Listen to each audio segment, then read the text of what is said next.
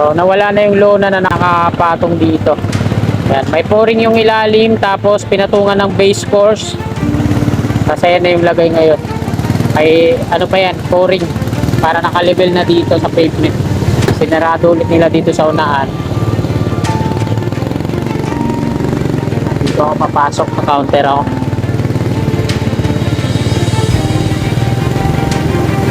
One way lang to kasi dito sa kanan sarado. Yan, yung mga, ito yung viaduct ng off-ramp galing north, ito yun, sa gitna. Yung nandun naman sa gilid, yung mga markings, yung SB2, mula dyan sa may pader na yan, papasok dun sa Makabahayan. Ayan yung on-ramp naman, packet dito, no? Sinimulan ko to, walang naniniwala sa paligid ko. Natapos na po natin kunan ng update mula Calamba hanggang dito sa G. Tuason. Dadako naman tayo dun sa Ramon Magsaysay Boulevard. At bukunan din natin ang video kung ano na yung ganap ngayong umaga. Ito, araw po ng Huwebes, ika-25 ng Hulyo, taong 2024 at mag-alas 8 na ng umaga. So wag na po natin patagalin to mga kasikap. Tara, let's go!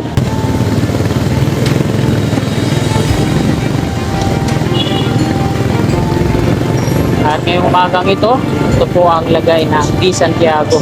So nasa maayos naman yung sitwasyon ng mga kababayan natin dito. At hindi naman ata binahato dito kasi nasa mataas silang mataas to dito sa may D. Santiago. Ito lang sa mga creek na to, umapaw. Pero wala namang mga basura. Dito na po tayo sa may kapilya po ng Iglesia ni Cristo at ito yung LTO sa kaliwa. Sarado, no? Sarado yung LTO. Pilaes, diretso, Road 10, kaliwa, Di Santiago Extension, kanan.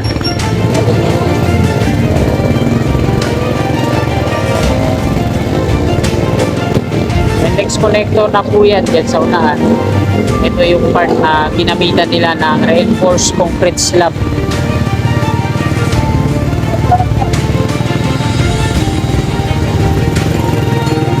Ito yung entry.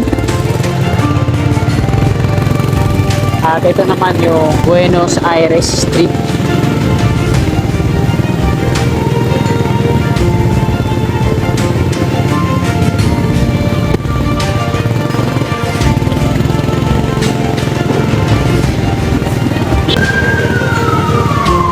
Ramon Magsaysay Boulevard na po tayo, westbound Sampaloc, Manila. Ito yung Altura Market sa harapan.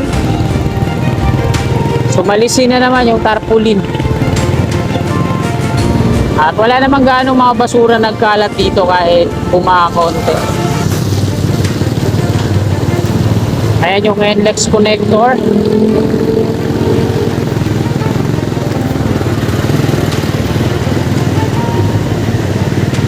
Unang pedestrian at ito na yung viaduct nya.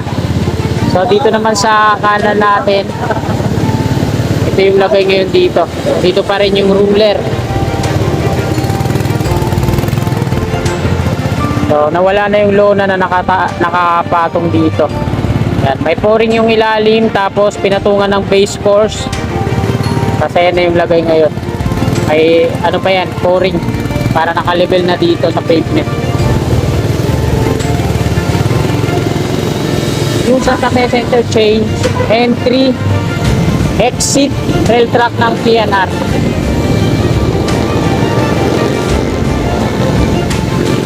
Didiretso tayo doon mga kasikap. Baltong Street. Inayo na ulit yung no track, no entry sa mga trucks. U-turn tayo dito sa may Poresa Station ng LRT2. Babalik tayo sa eastbound.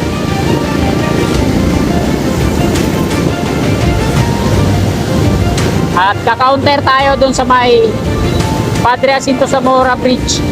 Di pa naman gaano ngayong madami yung mga sasakyan. So, pwede yan.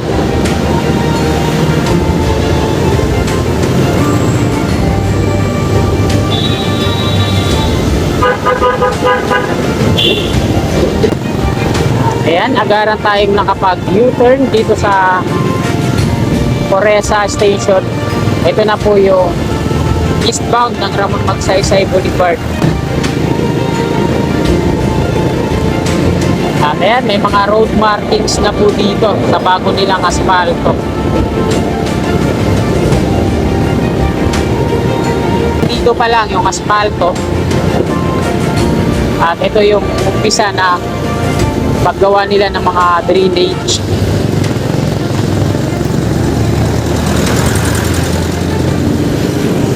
Eastbound, New Santa Mesa Interchange. Ito yung viaduct ng NLEX connector patawid dito sa kanan. Pwede kaya dito magkaroon ng entry, no?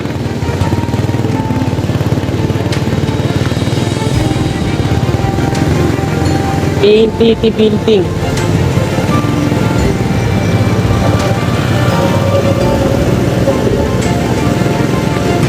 Yan, oh. Laki din ang tubig dito, mga kasikap. Hapon. Walang patid na pag-ulan. Yan, oh, ang linis ng kalsada, no?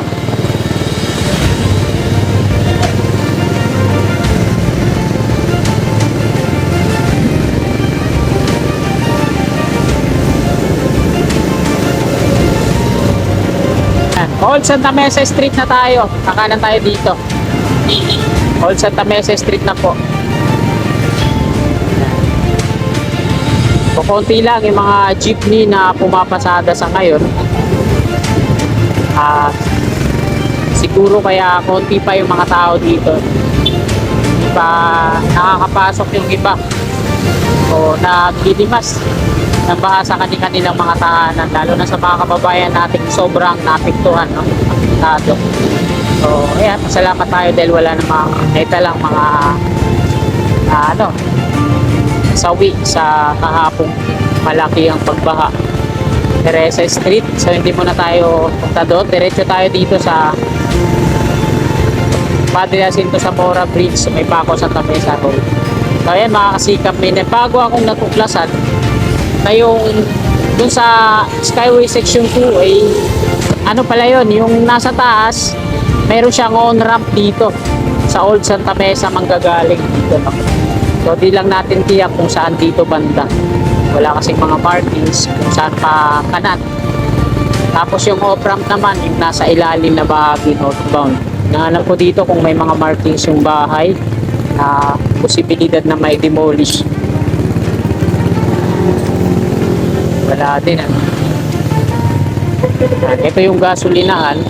So hindi naman daw ito maapektuhan, sabi nila. Pero tingnan natin. Sinarado ulit nila dito sa unahan. Dito ako papasok sa counter ako.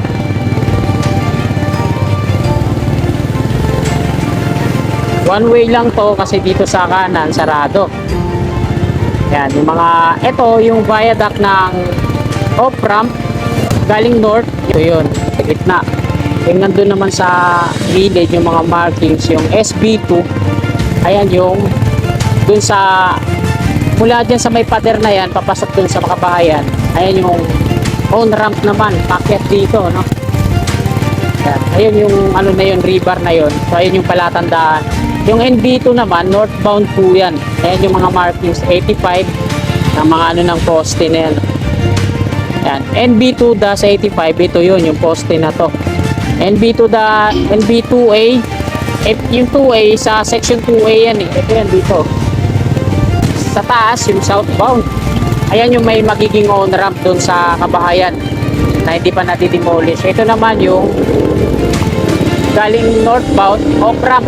Ayan yan yung ginagawa ng power na mayroon mga markings na 2A. So ito yun. Thank you po. Laki din ng tubig dito. At ito na yung update dito sa section 2A.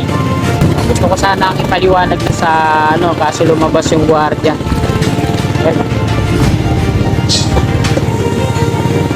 Ito yung mga workers ng Dumduma Construction Trading Corporation. Start pa lang ng pasok nila.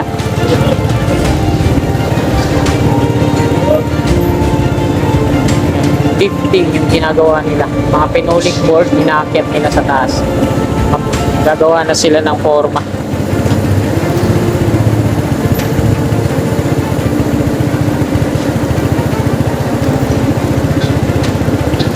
Dunduma Construction and Trading Corporation.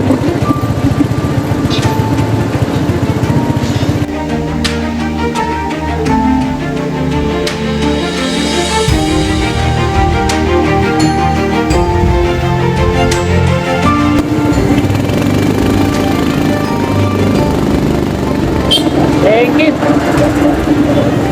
Salamat po. Dito sa dalawang nakabukod na mga sheet pile na papaikutan, hindi pa nila na tagal na din, ano? Hindi pa nila na titirikan na debarcade. Ang dami ko palang mga kasusuran. Mga kumaka-counter din. Kaya syempre kakanan tayo dito. Ito na yung Padre Jacinto Zamora Bridge o tinatawag nila Nagtaan Bridge Link number 3. Grabe yung kulay ng tubig. Kulay gatas sa Pasig River at ang daming mga basura. Oh. Grabe. Daming basura nagkalat.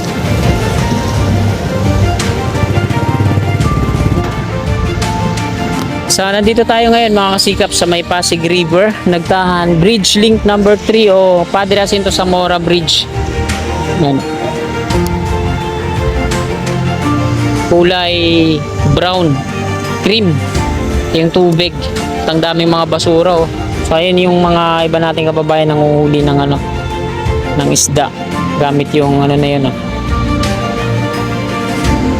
Yung mga heavy equipment dito ng San Miguel Corporation yung nagde-dredging. Ayun o, elera dun sa dulo. Dito naman sa rail track ng PNR, ayan, may bakod na mula dito. Hanggang dito lang yung trolley. At ito naman sa baba, oh, dami palang mga nakatira dito. No? Ito yung tulay ng PNR na magiging NSCR din. So gagamitan to nila ng balance cantilever construction. Dalawa lang yung magiging pier neto. Dito may malaking pile cap at dun sa unahan din no. Pier 141 dun sa unahan at dito naman yung 142. At balance cantilever yung magiging tulay dito, open yung gitna. Wala yung mga column na yan na malalaki.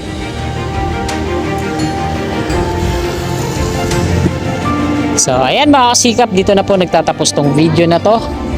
Marami pong salamat sa patuloy niyong suporta sa aking munting YouTube channel. At bago niyo sana lisanin tong video na to, sana palike po sa mga kasikap natin na naabot ng video na to na hindi pa po nakakapag-subscribe at willing po kayo na sumuporta sa akin. I-click lamang po natin subscribe dyan sa baba sa gawing kanan, yung katabi niyang bell. Maraming salamat, magandang umaga at God bless po sa ating lahat.